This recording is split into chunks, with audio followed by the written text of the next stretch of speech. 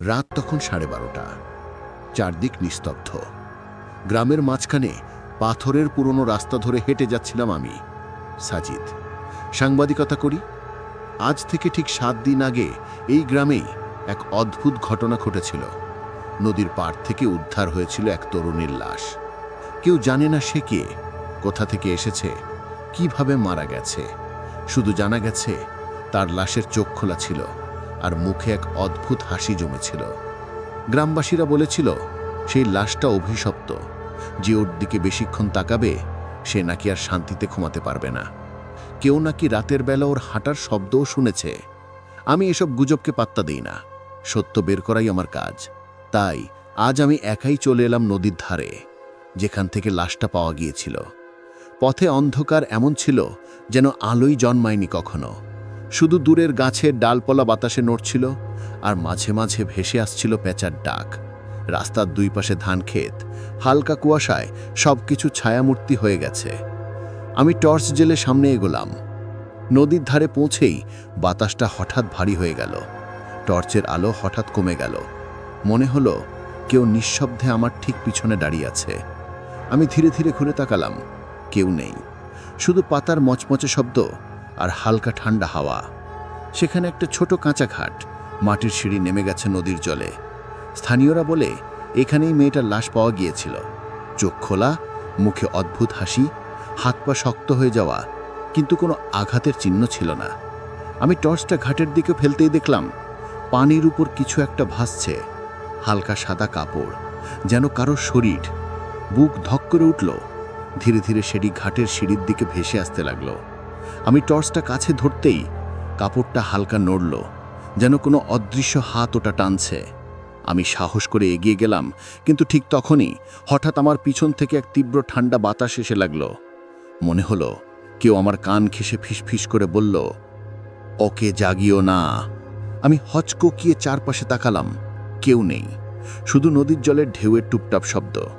আমি সিঁড়ি দিয়ে একটু নেমে এলাম। পানিতে পা দিতেই হঠাৎ এক ঠান্ডা বরফের মতো হাত আমার গোড়ালি চেপে ধরল। আমি চমকে চিৎকার করে উঠলাম। টান দিয়ে পা বের করতে চাই, কিন্তু হাতটা শক্ত হয়ে আছে। টর্চের আলো হঠাৎ নদীতে পড়ল, আর আমি স্পষ্ট দেখলাম জলে ভাসছে এক তরুণীর লাশ। সাদা পোশাক, লম্বা কালো চুল, মুখের কোণে অদ্ভুত হাসি, আর দু চোখ বড় বড় করে খোলা। লাশটা ধীরে ধীরে আমার দিকে এগোতে লাগলো। তার পা নদীর নিচে, কিন্তু শরীর ভাসছে, যেন নিজে নিজে হাঁটছে জলের মধ্যে দিয়ে। আমার পা যেন মাটিতে আটকে গেল।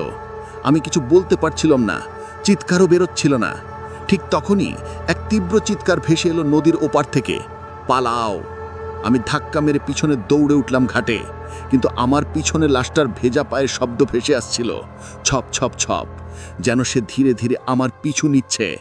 ঘাটের পাশের পুরনো বটগাছটার নিচে আমি থামতেই হঠাৎ সব শব্দ বন্ধ হয়ে গেল। একদম নীরবতা, শুধু আমার বুকের ঢুকঢুক শব্দ। আমি ধীরে ধীরে ঘুরে তাকালাম, কিছু নেই। নদীর দিকে তাকালাম, কেউ নেই। কিন্তু পরের মুহূর্তেই বটগাছের পিছন থেকে কিছু একটা নড়ল। হ্যাঁ, সেই লাশটা এখন শুকনো মাটির উপর দাঁড়িয়ে আছে। ভেজা পোশাক থেকে পানি ঝরছে। তার চোখে তাকাতেই আমার মাথা ঘুরে গেল। মনে হলো কেউ আমার ভিতরে ঢুকে যাচ্ছে। সে ধীরে ধীরে আমার দিকে এগিয়ে আসছে, মুখে সেই অভিশপ্ত হাসি। বাতাস হঠাৎ জমে গেল, যেন চারপাশে সময় থেমে গেছে। আমি পিছু হটলাম। হঠাৎ পা পিছলে পড়লাম কাদায়। আর ঠিক তখনই সেই মেয়েটা আমার মুখের একদম কাছে এসে ফিসফিস করে বলল, আমাকে কে ফেলেছিল নদীতে? তার কণ্ঠে ছিল হাহাকার, আর সেই সঙ্গে এক অদ্ভুত ঠান্ডা। আমি মাথা ঝাঁকিয়ে বলতে চাইলাম আমি না, কিন্তু শব্দ বের হলো না। সে একদম আমার কানে বলল, তুই ওদের মতোই। তারপর হঠাৎ সে আমার বুকের ওপর হাত রাখল, বরফের মতো ঠান্ডা হাত। আমি মনে হলো নিঃশ্বাস নিতে পারছি না, বুকের ভেতর কেমন একটা টান।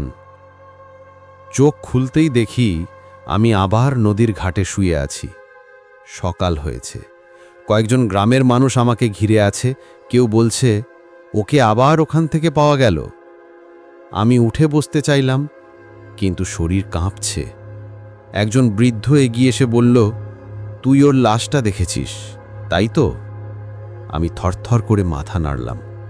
বৃদ্ধ নিঃশ্বাস ফেলে বলল, সে মরেও শান্তি পায়নি। ওকে মেরে নদীতে ফেলে দিয়েছিল ওর আপনজনেরা। এখন সে রাতে বের হয় আর যাকে দেখে তার মধ্যে রাগ ভরে যায়।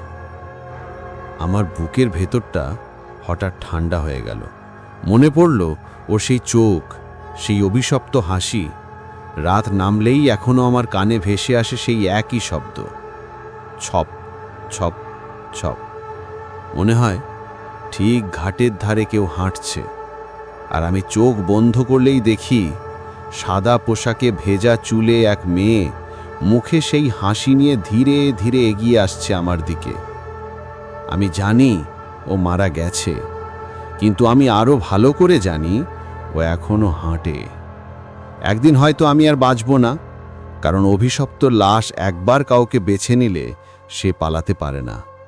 অভিশাপ নয়, কারণ আজও গ্রামের মানুষ বলে রাতের ঘাটের পাশ দিয়ে কেউ একা যায় না।